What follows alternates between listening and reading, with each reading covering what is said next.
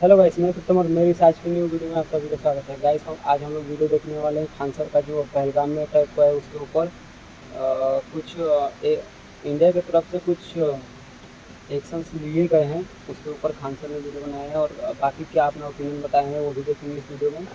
और गाइस आप लोग चैनल पर नए होंगे तो जरूर सब्सक्राइब कर लीजिए और वीडियो कैसा लगा कमेंट में जरूर बताएं। चलिए वीडियो को स्टार्ट करते हैं। जय हिंद। देखिए, अभी जो पहलगांव में इतना दुर्दांत अपराध किया इन लोगों ने, हमारे निहत्थे लोगों को, पर्यटकों को गोली मार दिया, ये हमारी इंटेलिजेंस फेलियर था। और अगर अभी पाकिस्तान के साथ एक छोटा मोटा युद्ध होता है तो इस स्थिति में किसका पलड़ा भारी रहेगा और भारत को क्या करना चाहिए। देखिए, हमारा इंटेलिजेंस फेलियर था। यहाँ पर हम लोग को पता था कि पाकिस्तान के बलूचिस्तान में ट्रेन हाईजेक हुई है। पाकिस्तान इसका ध्यान भटकाने के लिए, अपने फेलियर को छुपाने के लिए कुछ ना कुछ चीज़ों को करेगा, फिर भी हम लोग ने इसे इग्नोर किया। हालिया में रावलपिंडी में जो इसने बयान दिया था आसिम मुनीर की, हम अलग हैं, हम दुनिया को बताएंगे कि हम मुस्लिम बाकियों से अलग हैं, ये बात हकीकत है कि हम इंडियन मुसलमानों से तुम्हारा कोई तुलना ही नहीं है, क्योंकि शेर और सुअर में कोई तुलना नहीं होता है। इसके अलावा टेरिफ वार भी चल रहा था, इसे भी हमारी इंटेलिजेंस एजेंसियों ने उतना ध्यान से नहीं दिया। हालांकि लास्ट मोमेंट पर इंटेलिजेंस ने कहा था कि अप्रैल के दूसरे सप्ताह में हमला हो सकता है। अप्रैल की जब दूसरे सप्ताह में हमला की इतनी सटीक जानकारी थी, फिर भी जब यहाँ पे पर्यटक थे, यहाँ पर इस बसरान घाटी में, यहाँ पर एक भी हॉस्पिटल नहीं था, ना ही एक कोई पुलिस का जवान था, ना ही कोई मिलिट्री थी यहाँ पर। इसके अलावा जब यहाँ पे दुर्घटना हुई, जब आतंकवादियों ने गोली मारा, तो उस समय लगभग आधे घंटे बाद नीचे से आर्मी आ रही है या फिर पुलिस आ रही है। आधा घंटा में तो कोई पर्यटक को तो गोली वगैरह चलाने आता नहीं है, और ये पूरी घाटी खाली थी, कहीं छुपने का भी जगह नहीं था, वहाँ आराम से गोली मार दिया गया। कुछ लोगों की तो मृत्यु केवल ब्लड लॉस की वजह से हो गई, क्योंकि एम्बुलेंस भी 1.5 घंटा बाद आई थी। तो वहाँ जब इतने बड़े पर्यटकों का स्थल था, इतने हजारों की संख्या में पर्यटक थे, तो सरकार क्या कर रही थी? आखिर इतना इंटेलिजेंस मिलने के बाद भी अगर ये आपका भी फेलियर है तो सरकार कितने लोगों को सस्पेंड की। हालांकि गवर्नमेंट कई बार क्या होता है, ऐसे लोगों में सस्पेंड नहीं करती, क्योंकि गवर्नमेंट का गलती उजागर हो जाती है। लेकिन आपका गलती उजागर ना हो, इसके लिए आप किसी को सस्पेंड नहीं कीजिएगा, तो आगे फिर ऐसी घटनाएं होंगी यहाँ पर, और इस घटनाओं को ये सब फिर से दोहराएंगे सब। देखिए, इसमें करना क्या चाहिए, बिना लोकल के सपोर्ट किए नहीं हुआ होगा। तो जो लोकल इनके स्पाई के रूप में काम कर रहे थे, उन्हें सेना जो है पब्लिकली सजा दे, सबके सामने जितनी कठोर सजा हो सकती है उतनी कठोर सजा दो। लेकिन वैसे कश्मीरी जिन्होंने पूरे तन मन से भारत के लिए अपना जान तक इन्होंने निछावर कर दिया, ऐसे कश्मीरी का रिस्पेक्ट होना चाहिए, चाहे वो कोई भी कश्मीरी भाई हो, चाहे वो नजाकत अली हो जो टूरिस्ट गाइड का काम कर रहे थे, लगभग 11 लोगों को बचाएं, चाहे वो माजिद खान ड्राइवर हैं जिन्होंने लगभग 6 लोगों को बचाया, चाहे सैयद हुसैन आबिद हो जो लड़ते लड़ते शहीद हो गए,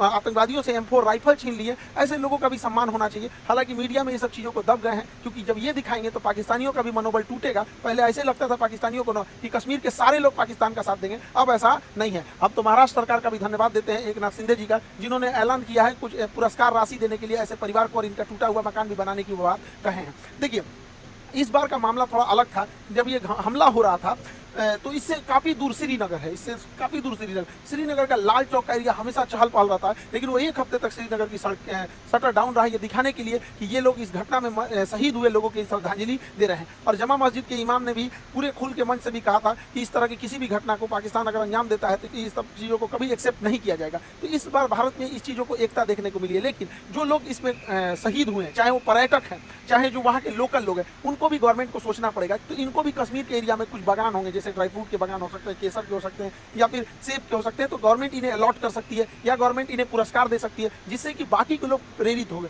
कोई DM SP क्यों बनना चाहता है? क्योंकि देखता है कि समाज में उसकी इज्जत है। तो ऐसे लोग जो इस तरह से, जो पहाड़ पे चला नहीं जाता, अपने पीठ पे लेकर बच्चे को लेकर भागे हैं लोग, ऐसे लोग को जब हम समाज में पुरस्कृत देंगे तो बाकी लोगों को भी प्रेरणा मिलेगी, लोग पत्थर चलाना छोड़ के ऐसे कामों में आएंगे। सरकार को इसमें भी ध्यान देना चाहिए। और जो ये बहन को सोचिए क्या बीत रहा होगा, ऐसे शहीद हो गए जो यहाँ पर, इन लोगों को कश्मीर में ये घूमने आए थे पर्यटक बनकर, लेकिन यहाँ पर इन लोगों को एक एरिया सरकार को अलॉट कर देना चाहिए कि ये उन्हीं लोग के लिए एरिया अलॉट रहेगा। जो लोग यहाँ पे शहीद हुए उनके परिवार के लिए ये एरिया अलॉट कर दिया जाएगा। और हर साल 22 अप्रैल को हर साल बड़ी संख्या में पर्यटक फिर उसी जगह पर जाएं, और उसी घाटी पे जहाँ पे आतंकवादियों ने गोली चलाया था, वहाँ हम लोग दोबारा खड़े होकर लाखों की संख्या में तिरंगा झंडा लेकर भारत माता की गान गाएं और अपना राष्ट्र गान गाएं, और ये दिखा सके आतंकवादियों को कि तुम्हारी गोलियों से हम डरने वाले नहीं है, हमारे हौसले अभी भी बुलंद है, तुम्हारे कायराना हरकत से हम नहीं है, औकात है तो हमारी इंडियन आर्मी से लड़ लो यहाँ पर। अब हम लोग को समझना पड़ेगा कि ये आतंकवादी सब चाहते क्या है, ये आतंकवादी क्या चाहते हैं। देखिए, ये आतंकवादी अगर चाहता तो इनको गोली मार दिया, इनकी वाइफ को भी मार सकता था,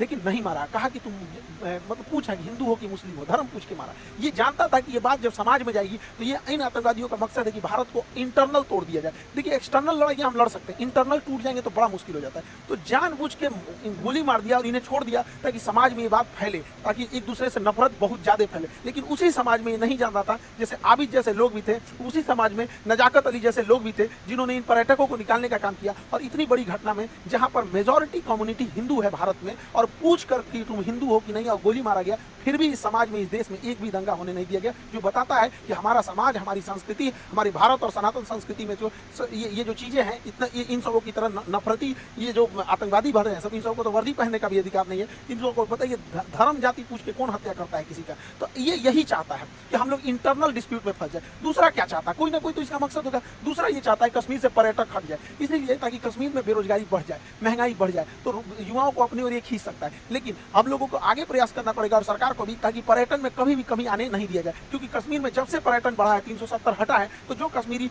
को ये लोग 10,000 12,000 देके पत्थर चलवाते थे, आज वो कश्मीरी पर्यटक में कोई नाव ले जा रहा है, कोई गाइड बना हुआ है, कोई घोड़े से किसी को घुमा रहा है, कोई अपना वहाँ दुकान चला रहा है। ऐसे करके कोई भी कश्मीरी छोटा मोटा बिजनेस करके 25-30 हज़ार रुपया अपने कमा रहे हैं। धीरे धीरे जब वो सेटल्ड हो जाएंगे तो अपना घर बनाएंगे, अपने बच्चों को पढ़ाएंगे, अपने लिए कुछ गाड़ी घोड़ा खरीदेंगे, फिर उनकी लाइफ होगी। तो कश्मीरियों को समझ में आएगा कि पाकिस्तानी उनका ब्रेन वॉश करते हैं, फिर उनको लगने लगेगा कि नहीं, हमको सब आतंकवादी पत्थर नहीं चलाना है, हमारा हंसता खेलता परिवार है। तो भारतीय सेना, भारत सरकार और 370 हटने के बाद बड़ी मेहनत से हम लोग गए। आज कश्मीरियों में पत्थर चलाने वाला इन चोटों को मिल नहीं रहे हैं सब, क्योंकि वो पर्यटन में एक दूसरे से घुले मुले हुए हैं सब। तो ये हम लोगों की भी जिम्मेदारी बनती है कि कहीं ऐसा ना हो कि इमोशन में आके, गुस्से में आके हम लोग इन आतंकवादियों के ट्रैप में फंस जाए। इस ट्रैप में हम लोग को नहीं फंसना है। अब जैसे सिंधु जल समझौता 1960 में था, इसके तहत क्या था, यानी सिंधु, झेलम, चिनाब, इन नदियों का पानी का अधिकार मिल गया था पाकिस्तान को, और सतलज, ब्यास, रावी, इसके पानी का अधिकार मिला था इंडिया को। वो भी हम लोग इसका पूरा यूज नहीं कर सकते, लेकिन भारत ने इनमें बहुत सारे डैम बना दिए। सलाल डैम, बैलगिहार, दुलहस्ती,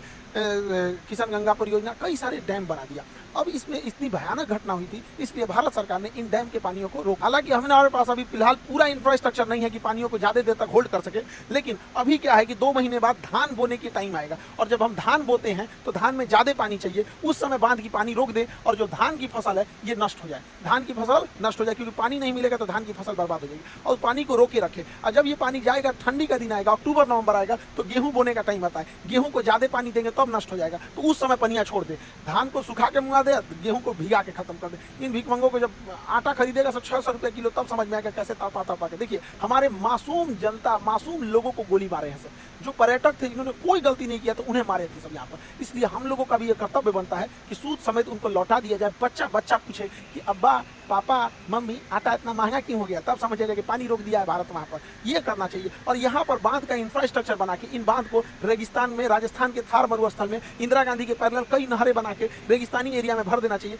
यहाँ के रेगिस्तान में रहने वाले लोगों को पानी की बहुत किल्लत होती है, तो हम ये पानी अपने दुश्मन देश को क्यों दे जब हमारे पास इंफ्रास्ट्रक्चर यहाँ, हालांकि हमारे पास अभी इतना इंफ्रास्ट्रक्चर नहीं है, लेकिन ये लॉन्ग टाइम है, रेगिस्तान में हम लोग को इन पानियों को भेज देना चाहिए। और जो भी पानी जो यहाँ पाकिस्तान जा रहा है उसको जब हम इधर डाइवर्ट करेंगे तो इस एरिया में, पंजाब और राजस्थान की इस एरिया में जो कागज उद्योग है, लुगदी उद्योग है, कार्टून बनता है, कागज बनता है, ये सब में सबसे ज्यादा पानी की खपत होती है। 2014 यूपीएससी में क्वेश्चन पूछा था कि सबसे ज्यादा पानी की खपत किसमें होती है, कागज एवं लुगदी उद्योग, ऑप्शन बी पे लिखा हुआ था। तो इस एरिया में कागज वगैरह का उद्योग डालना चाहिए जिसमें पानी की हैवी खपत है, वैसे एरिया में नहीं डालना चाहिए जहाँ पानी कम है। हालांकि यहाँ पर हम लोग उतना इंफ्रास्ट्रक्चर नहीं बना है, वरना इन पानियों को हम लोग दिल्ली की ओर भी मोड़ सकते हैं। वो मोड़ने के लिए जो सिस्टम आता है उसे एक्वाडक्ट कहते हैं। ये देखिए, ये एक्वाडक्ट है, ये एक्वाडक्ट के रास्ते हम पानी को मोड़ सकते हैं। और एक्वाडक्ट के रास्ते अगर हम दिल्ली यमुना में ले आते हैं और यमुना में तेज गति से छोड़ दे तो यमुना नदी में जो गंदगी की समस्या है वो तेज बहाव के कारण बह जाएगा। और आगे एक लोहे की जाली लगा दे जिससे कि जो प्लास्टिक है, कूड़े करकट है, उसे हम रोका जा सकता है और पूरा का पूरा पानी साफ हो जाएगा। यमुना साफ के लिए देख रहे थे, यमुना साफ करने के लिए जोड़ देंगे नदियों को तो यमुना आराम से साफ हो जाएगी, बहाव के साथ आगे बढ़ जाएगी यमुना नदी। पाकिस्तानी सेना सोचती है कि छोटा मोटा एयर स्ट्राइक टाइप की कोई घटना हो जाए जिससे कि पाकिस्तानी सेना का जो जनरल है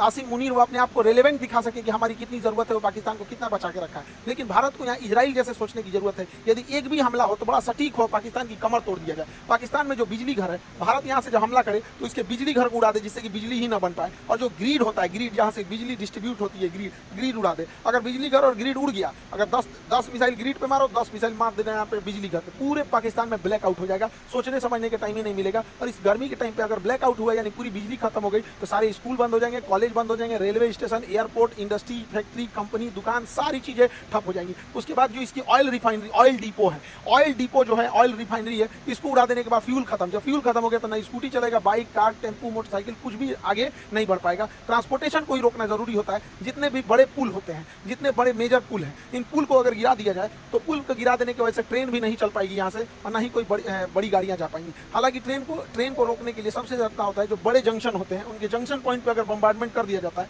तो ट्रेन का आवाजाही बंद हो जाता है। तो भारत सरकार को स्ट्रेटेजिकली हमला करना पड़ेगा और नीचे से नौसेना का ब्लॉकेज लगा देना है और ऊपर से धो देना है, ताकि अगर 2 दिन के लिए भी सर्जिकल स्ट्राइक होता है तो इसका बहुत लंबा इंपैक्ट पाकिस्तानी अर्थव्यवस्था में दिखना चाहिए कि अगले 10 साल तक पाकिस्तान उसकी भरपाई ही करते रह जाए। देखिए, कश्मीर से ही ज्यादा घुसपैठ होने का एक बड़ा कारण ज्योग्राफिकल टेरेन है। वहाँ ज्योग्राफी की जो बनावट है, पहाड़ है, उबड़ खाबड़ है और इसमें इतने घने जंगल है, इतना घना जंगल है कि हाथी छुप जाती है इन जंगलों के बीच में। तो इसके बीच में आतंकवादी को छुपना तो बड़ा ईजी है। तो भारत सरकार को और सेना को एक कड़ा एक्शन लेना पड़ेगा। पर्यावरण जाए साइड में, यहाँ पे पहले देश की सुरक्षा जरूरी है। वहाँ पे जो बॉर्डर का एरिया है लगभग 1 किलोमीटर चौड़ाई में जितने पेड़ हैं उन सबको साफ कर देना चाहिए। इन पेड़ को साफ कर देना चाहिए। जैसे देखिए, यहाँ पर कोई भी आतंकवादी छुप सकता है, यहाँ छुप सकता है, यहाँ छुप सकता है, यहाँ छुप सकता है, लेकिन ये जो बीच वाला एरिया है यहाँ कोई आतंकवादी नहीं छुप सकता है। तो ऐसे जो एरिया है बॉर्डर से सट के लगभग 1 से 2 किलोमीटर की चौड़ाई में पूरा साफ कर देना चाहिए जंगल। लेकिन दिक्कत ये है कि अगर साफ कर देंगे तो कोई भी आएगा तो दिख जाएगा, तो ये तो ठीक है, लेकिन दोबारा जंगल उग जाएंगे। तो ऐसे क्या किया जाता है, एक सीमेंट ब्लैंकेट आता है, सीमेंट का कंबल होता है,